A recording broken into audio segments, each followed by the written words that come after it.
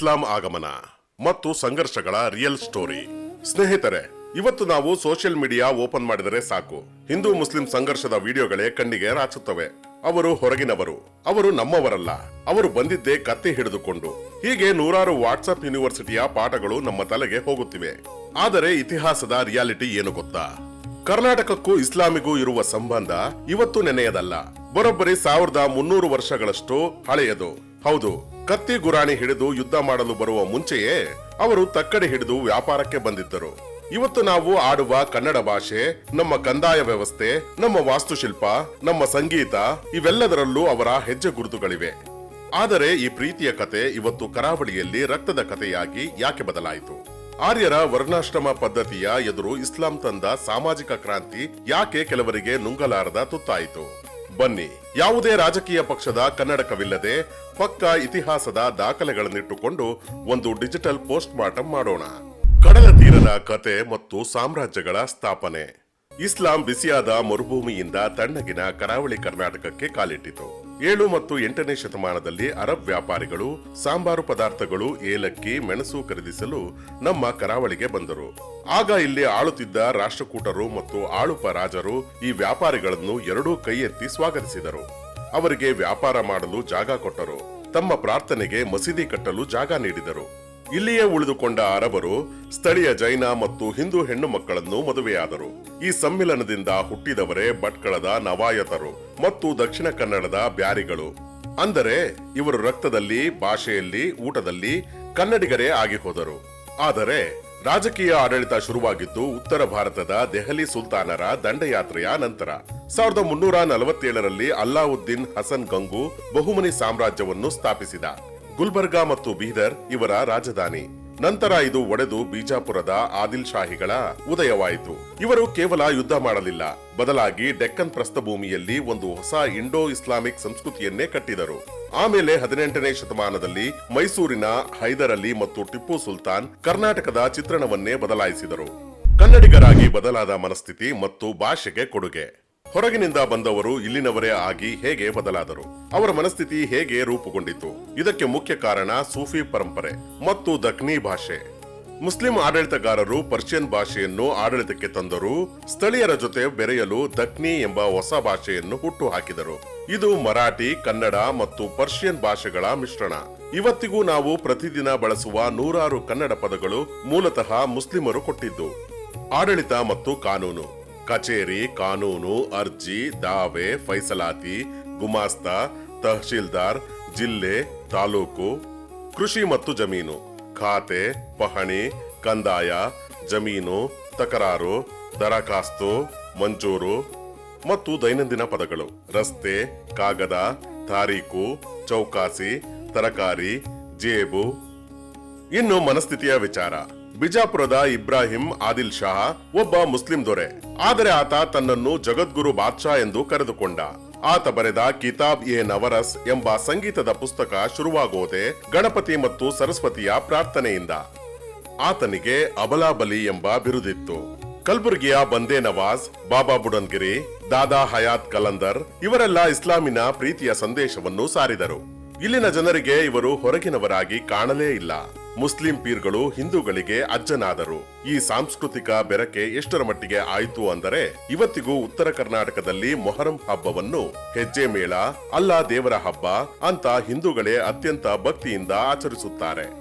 ಆರ್ಯನ್ ವೈದಿಕ ವ್ಯವಸ್ಥೆಯ ಜೊತೆಗಿನ ಐಡಿಯಾಲಜಿಕಲ್ ಸಂಘರ್ಷ ಈಗ ಕಹಿಯಾದ, ಆದರೆ ಅತಿ ಮುಖ್ಯವಾದ ವಾಸ್ತವಕ್ಕೆ ಬರೋಣ. ಮುಸ್ಲಿಮರು ಇಲ್ಲಿ ಎದುರಿಸಿದ ಅತಿದೊಡ್ಡ ಸಂಘರ್ಷ ಶುರುವಾಗಿದ್ದು ಕತ್ತಿಗಳಿಂದಲ್ಲ, ಬದಲಾಗಿ ಸಿದ್ಧಾಂತಗಳಿಂದ. ಭಾರತದಲ್ಲಿ ಆಗಲೇ ಬೇರೂರಿದ್ದ ಆರ್ಯನ್ ಮೂಲದ ವರ್ಣಾಶ್ರಮ ಪದ್ಧತಿ ಸಮಾಜವನ್ನು ಮೇಲು ಕೀಳು ಎಂದು ವಿಭಜಿಸಿತ್ತು. ಕೆಳಸ್ತರದ ಜನರಿಗೆ ದೇವಸ್ಥಾನ ಪ್ರವೇಶವಿರಲಿಲ್ಲ, ಶಿಕ್ಷಣವಿರಲಿಲ್ಲ. ಆದರೆ ಇಸ್ಲಾಂ ತಂದಿದ್ದು ಈಗಲಿಟೇರಿಯನಿಸಂ, ಅಂದರೆ ಸಾಮಾಜಿಕ ಸಮಾನತೆಯ ಪರಿಕಲ್ಪನೆ. ಮಸೀದಿಯೊಳಗೆ ಸುಲ್ತಾನನೂ ಒಂದೇ, ಗುಡಿಸುವವನೂ ಒಂದೇ, ಅಲ್ಲಾಹನ ಮುಂದೆ ಎಲ್ಲರೂ ಸಮಾನರು. ಈ ಸಮಾನತೆಯ ತತ್ವ ಸಹಜವಾಗಿಯೇ ಅಸ್ಪೃಶ್ಯತೆ ಮತ್ತು ಶೋಷಣೆಗೆ ಒಳಗಾಗಿದ್ದ ಕೆಳವರ್ಗದ ಜನರನ್ನು ಆಕರ್ಷಿಸಿತು. ಅವರು ಇಸ್ಲಾಂಗೆ ಮತಾಂತರಗೊಳ್ಳಲು ಶುರು ಮಾಡಿದರು.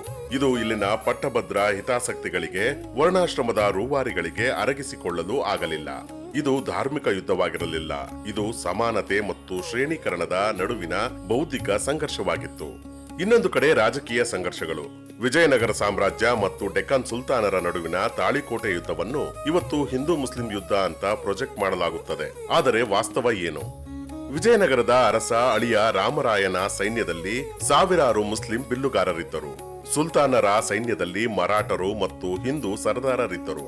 ಅಷ್ಟೇ ಯಾಕೆ, ಶಿವಾಜಿಯ ಫಿರಂಗಿ ಪಡೆಯ ಮುಖ್ಯಸ್ಥನಾಗಿದ್ದವನು ಇಬ್ರಾಹಿಂ ಖಾನ್ ಎಂಬ ಮುಸ್ಲಿಂ. ರಾಜರು ಕಾದಾಡಿದ್ದು ಸಾಮ್ರಾಜ್ಯ ವಿಸ್ತರಣೆಗೆ ಮತ್ತು ಸಂಪತ್ತಿಗಾಗಿ. ಆದರೆ ಇವತ್ತಿನ ರಾಜಕಾರಣಿಗಳು ಅದಕ್ಕೆ ಧರ್ಮದ ಬಣ್ಣ ಬಳಿದು ಯುವಕರ ತಲೆ ಕೆಡಿಸುತ್ತಿದ್ದಾರೆ.